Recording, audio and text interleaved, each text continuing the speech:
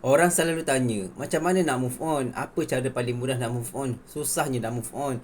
Topik tu memang ramailah yang hadapi masalah ditinggalkan, dikecewakan. So move on ni bukan tentang melupakan, tetapi ia tentang melepaskan, tentang berdamai dengan kisah yang dah berlaku dalam kisah kita yang semalam tu. Terimalah hakikat bahawa dia tu bukan lagi milik kita.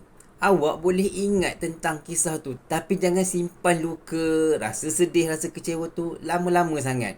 Kalau nak menangis, rasa nak kecewa tu, sekejap-sekejap sudahlah.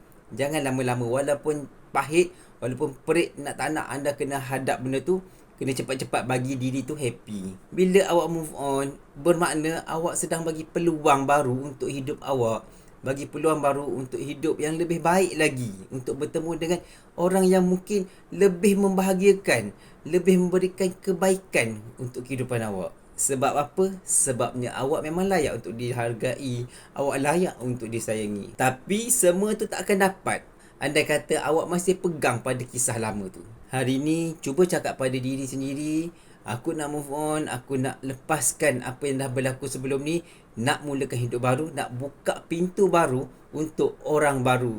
Anda sendiri kena yakin orang tu adalah lelaki ataupun wanita yang disediakan oleh Allah Subhanahu Wa Taala untuk membahagiakan hidup anda.